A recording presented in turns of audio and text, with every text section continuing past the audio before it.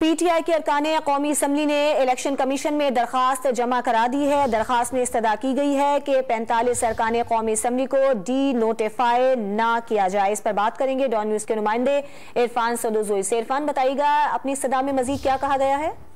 जी, मैं इस वक्त इलेक्शन कमीशन के बाहर मौजूद हूँ। तहरीक इंसाफ के जो रहनुमा है वो इलेक्शन कमीशन के सामने उन्होंने एहतजाज किया और उन्होंने बताया कि हमारे जो 45 अरकाने असम्बली हैं वो इस्तीफे नहीं देना चाहते।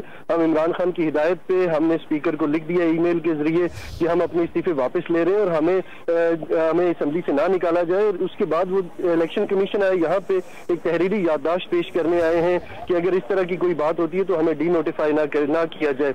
इलेक्शन कमीशन के दरवाजे को खारदार तारे लगा के बंद कर दिया गया और उसके बाद यहाँ पे पुलिस की भी भारी नफरी मौजूद है, उन्हें अंदर दाखिल नहीं होने दिया गया।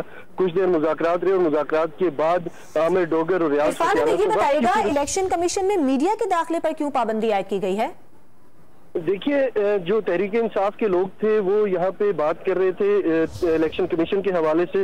उन्होंने कहा कि हमारे साथ ये बात नहीं कर रहे, हमारी याददाश्त है वो हमें अंदर नहीं पेश करने दिया जा रहा है, सेक्रेटरी से मुलाकात नहीं करने दी जा रही।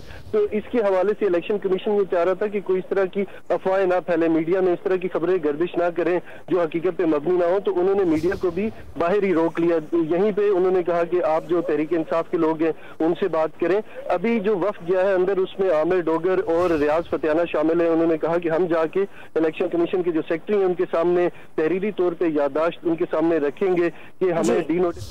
बहुत शुक्रिया इरफान सदोजई आपका तफसीलात के लिए।